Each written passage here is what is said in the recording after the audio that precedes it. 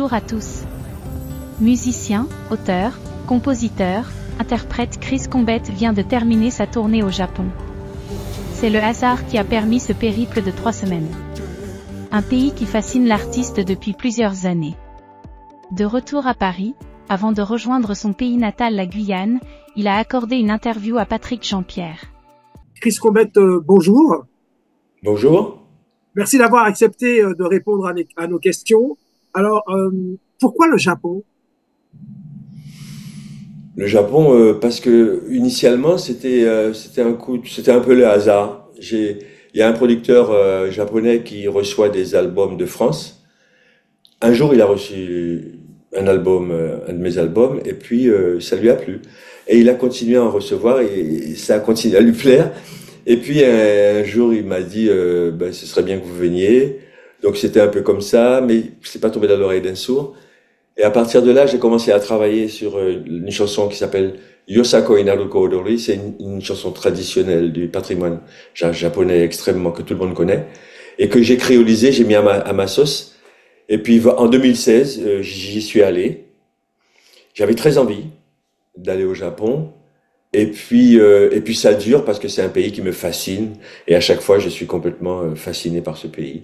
Donc j'aime beaucoup le Japon, et voilà.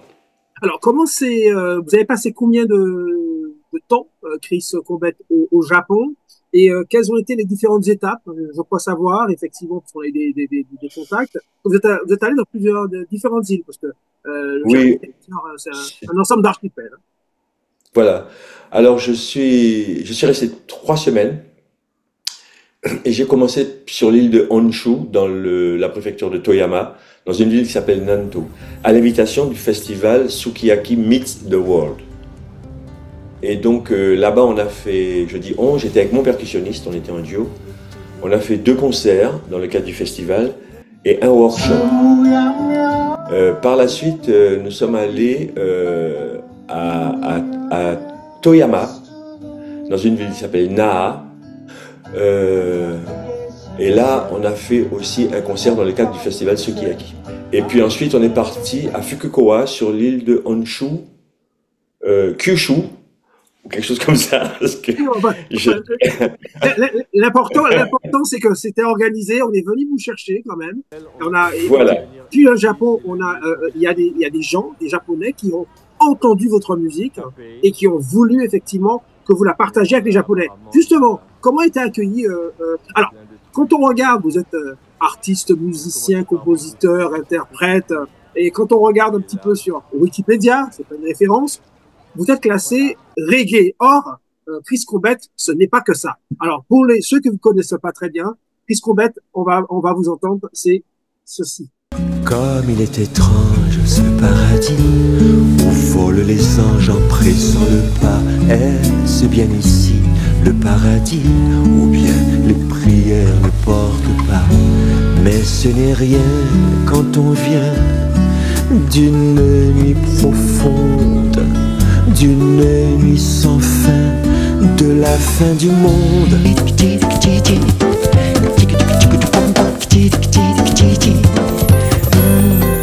Moi envie casser corps, côté tini foulé, et puis laisser folklore, mais moi aller trouver un son goka pour soulager la peine et manquer bail la voix, comme si au bas ma chaîne, côté tambour belé, qui riba moins force, côté les répondait pour pimenter la sauce. Moi envie de coller, côté son cas descend, et si soleil levé, cabanan qui attend. Cavalier, cavalière. Voilà, donc Chris Combet, en fait, vous êtes, on peut pas vous classer reggae, peut-être parce que vous avez des locks, mais votre musique, elle est internationale. Et on va revenir sur vos récompenses et là où vous avez eu des prix, parce que vous en avez eu de très nombreux. Comment les Japonais ont-ils accueilli votre musique? En fait, je vais dire très bien, c'est dire mal, ça se fait pas. Et puis, très très bien. En fait, depuis 2016, lorsque j'ai donné des concerts en solo, lorsque j'ai joué Yosakoi Naruko Odori, et que je suis arrivé sur Yosakoi, Yosakoi, hoi, hoi, ils avaient déjà senti que ça, qu'ils reconnaissaient quelque chose, et là, ils avaient la certitude. Et à partir de là, ça a été formidable. Ils se sont dit, non seulement le gars, il nous a fait rire, il nous a fait pleurer, il nous a fait taper dans les mains, il nous a fait chanter, mais en plus, il chante une de nos chansons. Donc, il y a, entre le public japonais et moi, il y a un truc qui s'est passé. Et puis, c'est la 3e fois que j'y vais, parce que j'y suis retourné en 2017. Et le festival Sukiyaki m'a dit, Chris, les gens ne t'ont pas oublié ici. Ce serait bien que tu reviennes. Et je suis revenu cette année. Et là, ça a été carrément un accueil de folie. On mesure le fait que ça marche ou pas dans les concerts sur un truc précis. C'est que quand le concert est fini, les gens, ils veulent pas partir. Alors, ils demandent un rappel. Ils demandent un rappel. One more, ça. Et puis, quand on a fait le rappel, eh ben, ils sont encore là. Ils veulent pas. Et ils sortent tout doucement. En fait, ils veulent pas que ça s'arrête. Et j'ai vendu aussi beaucoup de CD. J'ai fait beaucoup de photos souvenirs avec les gens. Et j'ai fait beaucoup de dédicaces. Donc, voilà qu'on peut dire de façon factuelle. Parce que je peux dire, ouais, c'était super, et puis voilà, quoi. Mais non. Chris Combette, qu'est-ce qui vous a marqué, justement, au Japon? Alors, il faut rappeler que vous avez été, en mai 2024, vous avez fait la clôture du festival La Première. Donc, vous passez un peu partout, hein. Je suppose que votre tournée n'est pas terminée. Vous allez rentrer dans votre pays natal, qui est la Guyane, bientôt. Comment, effectivement, le public japonais, par rapport à d'autres publics, vous le définiriez comment? Et surtout, qu'est-ce qui vous a marqué particulièrement au Japon en tant qu'artiste? Alors, le public, comment il est très réservé, c'est vrai. Mais moi, je suis un très provocateur. Et pour moi, c'était un challenge de les faire danser, de les faire taper dans les mains, de les faire chanter avec moi. Yo! Et l'organisateur, à Tokyo, l'organisateur était tellement surpris, tellement émerveillé, qu'il nous a invités au restaurant après le concert. Le propriétaire de... Ouais, carrément. Et on nous a dit, ouais, mais c'est ce que vous avez fait là, c'est au Japon, ça se fait pas, quoi. Et en fait, tous les publics sont pareils. Si on donne ce qu'on est, alors moi j'aime l'humour, j'aime la musique profondément, j'aime les beaux textes, et puis j'aime donner au public. Tout ce que j'ai, je le donne au public. Et ça, ils le ressentent. Parce que ça commence de façon, c'est pas d'emblée. Donc il y a des chansons qui sont douces, avec Tijo qu'on interprète du mieux qu'on peut, et on introduit les choses comme ça. Donc là déjà, les gens, ils commencent à se dire, ils nous proposent quelque chose. Et puis après, on fait monter le truc crescendo. Et le public japonais, une fois qu'il est conquis, alors là, il est formidable. Il est très réactif, et puis il est très attentif. Très attentif. Il réagit bien. La musique traditionnelle au Japon, c'est quand même quelque chose, avec les joueurs de koto comme Curtis Patterson. Vous avez des joueurs de shamisen.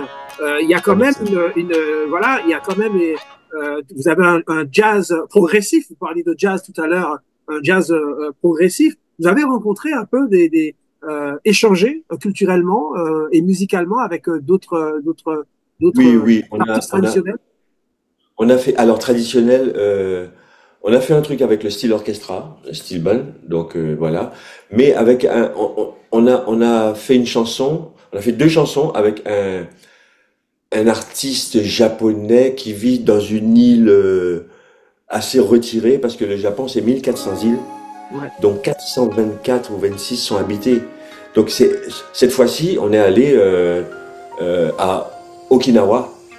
Okinawa, c'est une toute petite île, beaucoup plus bas que les 5 grandes îles principales. On la voit à peine sur la carte, alors que là, il est incroyable.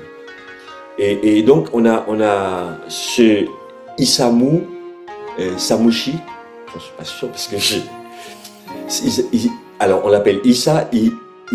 Issa, il m'a envoyé une chanson japonaise qui s'appelle Sukiyaki. Et le festival tire son nom de cette chanson. Cette chanson est très connue. Et lui, alors moi j'ai travaillé une partie, donc j'ai fait ma partie en français et en créole guyanais, et lui il a fait sa partie en anglais et dans son dialecte. Ouais. Que quand il est à Tokyo, personne ne comprend ce qu'il chante dans son dialecte, hein. C'est ça qu'il faut bien comprendre, dans son dialecte. Et on a travaillé la chanson comme ça, et on l'a présentée sur scène, et c'était absolument délicieux, c'était formidable. Et j'ai travaillé, en fait, en 2016, j'ai fait un bœuf avec une joueuse de shamisen sur des chansons à moi. Je crois qu'il y avait Kiwilibi, Mon Contanto, Mon Contanto, et elle avait pigé le truc, et c'était absolument, et à improviser, c'était absolument formidable. Donc il y a, On peut être artiste de nos territoires ultramarins et être à l'international, même au Japon. Parce qu'on a l'impression parfois que on va écouter, on entend beaucoup d'artistes, que ce soit à la Martinique, en Guadeloupe ou voire en Guyane, dire que c'est difficile. Après, il faut proposer quelque chose.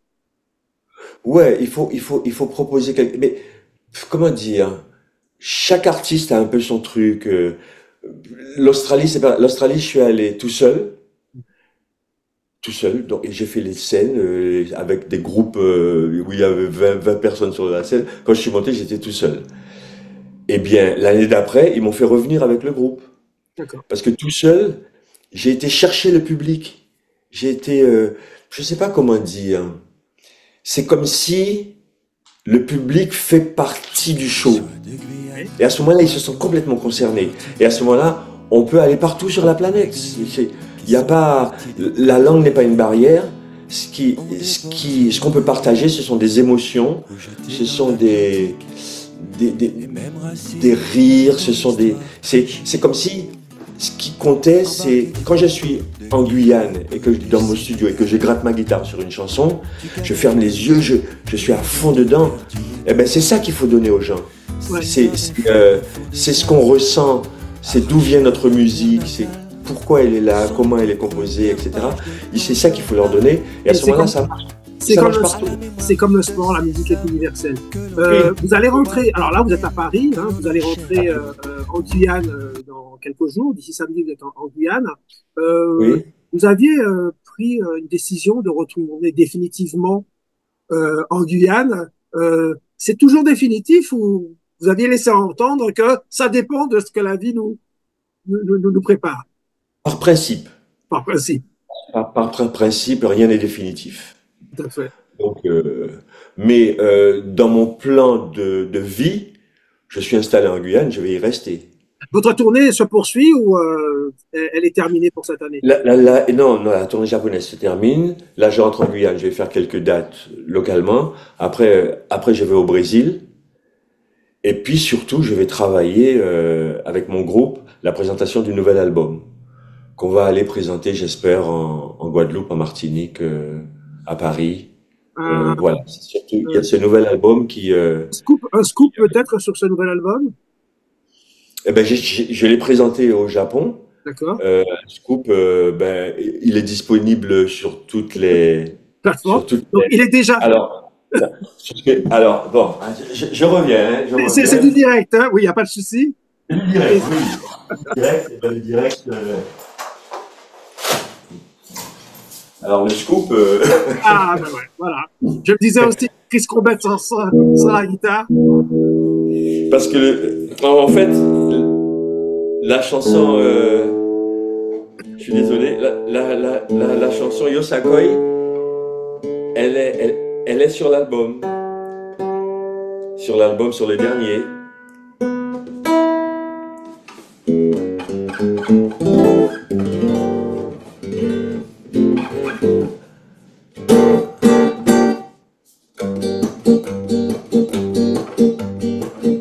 Bel côté, c'est la Pouvini qui gangan, qui timoun, ça qui danse un chai. En aruko, dans chaque lame, soukwe, tosano, Yo ya sano. Kochi, Moe Belpon, Harimaya, Yo ya sano. Hola, man bouddhiste, tête coco sec, acheter un zeppen à. Yosakoi, hoi. Yo choleo, yo choleo, yo choleo, choleo, choleo, yo choleo, choleo. Côté bel côté, c'est la pour venir. Ti gangan, ti moun, soke danser en chaille. En arouko, dans chaque lame. Soukwe, soukwe, ourado. Yo, y'a ça, et ainsi de suite. Alors, le titre de ce morceau, c'est Yosakoi, Mossa Yosakoi. Mossa Yosakoi. Je Yosakoi, suis Mossa. Après le pianiste, ça donne Je suis Yosakoi. Parfait. Donc, on va le retrouver sur votre dernier album. Sur le dernier album qui s'intitule Ainsi soit-il et qui est sorti il y a à peu près 15 jours, oui, 15 jours, sur lequel il y a cette chanson et puis différentes nouvelles compositions, que des nouvelles compositions. En tout cas, merci pour la primeur à la guitare en solo. Une question, puisqu'on parle de musique, justement, vous allez retourner en Guyane, vous connaissez la Guadeloupe et la Martinique. Parlons un petit peu sur la production musicale aujourd'hui, avec une concurrence féroce de musique de plus en plus, ce qu'on appelle les musiques urbaines, notamment le tchata, qui véhicule quand même des valeurs qui ne sont pas très... Voilà, le mot, le qualificatif, chacun le qualifiera. Qu'est-ce que vous en pensez, vous, en tant qu'artiste, Chris Combet? Que c'est de la merde. C'est une grosse merde, et puis qu'on est en train de s'enfoncer, je sais pas dans quoi. On n'a pas les moyens de... Nous sommes de petites populations. Il faut il faut qu'on travaille sur notre patrimoine culturel. Il faut qu'on travaille comme l'a fait des groupes. On fait des groupes comme Kassav ou bien parce que moi je pense au reggae en Jamaïque. Ça vient du ska, ça vient de leurs racines. Ça a donné ça. Même une petite île d'où vient Césaria Evora, Ouais. qui ont complètement envahi le monde. Nous, qu'est-ce qu'on fait? On fait du tchata, quoi. Avec des gens qui montent leurs fesses, avec des textes complètement débiles. On n'a pas une politique culturelle suffisamment. Je vais me faire détester, évidemment, mais qu'est-ce que je peux faire d'autre? Mentir, dire ouais, finalement, que ce sont les jeunes, c'est dans l'air du temps. Non, il y a pas d'air du temps qui joue là. Chris Combet, qu'il y a une forme de contradiction entre des velléités venant de ces territoires, de reconnaissance culturelle, de reconnaissance de nos ancêtres, esclavage, etc., et cette espèce de dilution de la culture à travers justement cette forme musicale qu'est le tchata. Absolument, absolument. On a tant de choses à dire. On a une histoire incroyable dont on pourrait parler dans nos chansons. Les jeunes devraient se pencher sur une forme musicale issue du gros cas, du bel air, du casseko, qu'on pourrait mélanger avec de la musique moderne, quitte à chercher pour aboutir à quelque chose. Même le zouk aussi avait sa place. Et qui, mais absolument. Mais le zouk, quand on entend Agoré de Kassav, et même d'autres en Bachenlan, etc. Voilà. Ça, c'est un travail. Petit doudou, belle créative. Mais, alors, le zouk a sa place.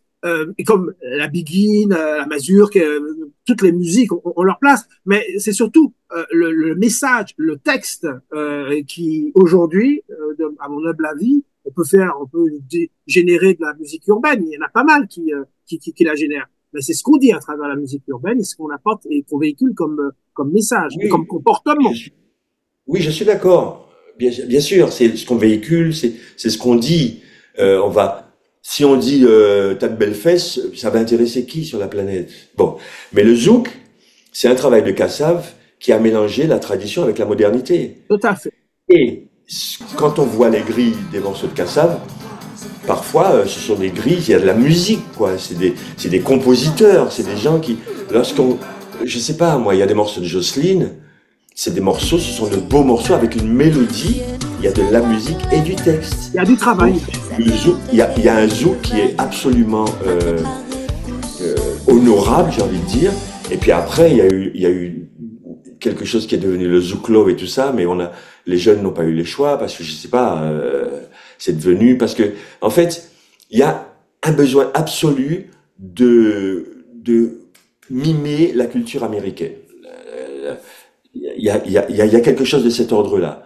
dans les vêtements, dans la façon de faire, dans les clips, tout ça. À la différence que nous sommes sur des îles et pas sur un immense territoire comme les États-Unis. Voilà. Donc, ça se voit. Une rivière fait un tsunami en Martinique ou au Guyane. Donc ça se voit et ça se consomme très vite. Voilà. Et si on n'avait rien à dire, je pourrais. Ok. Mais quand même, avec l'histoire qu'on a, on a des choses à dire et à redire et à redire. Et c'est inépuisable. C'est là-dessus qu'il faut que les gens travaillent. La faute à qui? Aux compositeurs, aux artistes qui ne composent plus ce type de musique, ou seulement les médias qui beaucoup la faute aux médias, parce que quand sur la radio on entend des choses sans intérêt, on s'y habitue. Exactement comme on s'habitue au coca, ça devient une drogue. Et après, quand on vous propose un jus d'orange fait maison, il y a ouais mais ça a pas de goût. Et ben voilà, c'est ça qui se passe. Donc il faut éduquer, il faut que les médias éduquent les gens, il faut que les médias arrêtent de passer des chanteurs qui chantent faux et qui racontent des conneries. Et ça, il faut que les médias aient une cellule d'écoute et puis elle écoute les albums et elle rappelle les artistes. Alors c'est ça qui est chouette. Alors pourquoi tu passes pas? Voilà les raisons. Moi ce que je te conseille, continue à travailler, prends des cours de chant, écoute d'autres musiques, écoute des textes et fais quelque chose parce que tu comprends la musique c'est quelque chose de sérieux. Je peux pas passer ça sur mon antenne quoi. Parce que ce qui se passe c'est qu'il y a des radios internationales machin mais ils t'appellent pas pour te donner d'explications hein. Tu passes pas c'est tout. Il y a pas de. Alors après il y a des trucs de ligne éditoriale. Alors ça encore c'est quelque chose. Alors pour les mêmes raisons des artistes comme moi ne passent pas sur des radios parce que ça n'est pas dans la ligne éditoriale.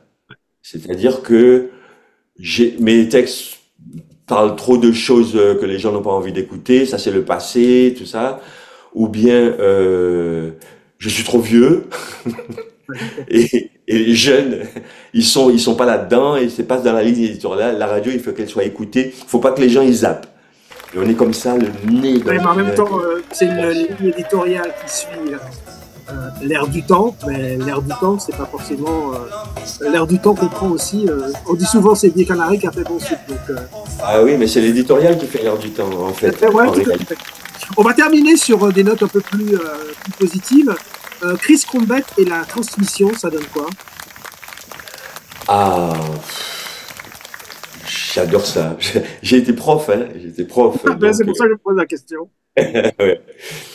Donc je transmets à tout le temps. Je transmets les maths toujours dans une association en Guyane. Et puis je fais des résidences et puis je fais des rencontres avec les élèves dans les écoles. Beaucoup les écoles parce que c'est quand ils sont tout petits ils me posent plein de questions machin et puis je leur dis le travail et ça je leur dis que on y arrive en travaillant sérieusement. Et puis aussi, la transmission, c'est tous les jours, c'est tout le temps. C'est écouter après les concerts, les jeunes qui viennent vous voir et puis qui ont envie de parler. Ben il faut prendre ce temps-là, parler avec eux et puis se dire ouais on est fatigué, ben on va dormir après, mais il faut les recevoir, discuter avec eux. Donc la transmission c'est la vie. C'est la vie parce que sans transmission, tout s'arrête parce qu'il n'y a pas de relais, il y a pas, on donne pas, on passe pas le relais. Donc quand on passe pas le relais, si le relais il tombe, la course est annulée. On l'a vu lors des Jeux Olympiques. Ça s'est déroulé il y a quelques semaines. Les Jeux Olympiques. De Paris 2024. Chris Combet, merci d'avoir répondu à nos questions et on va terminer avec, puisqu'on l'a enregistré, le petit solo guitare que vous nous avez proposé et on vous souhaite une très bonne continuation. À très vite. À bientôt. Merci. Merci de m'avoir reçu. Côté bel côté, c'est la pouvini qui gagne qui timoun, ça qui danse à chaille. En aruko dans chaque main, soukwe, tout ça no, Yo ya sano, sano, sano. Korochi, Moe Belpon, Harimaya. Yo ya sano, sano, sano. Hola, un moine bouddhiste, tête coco sec, acheté un zépin archivé.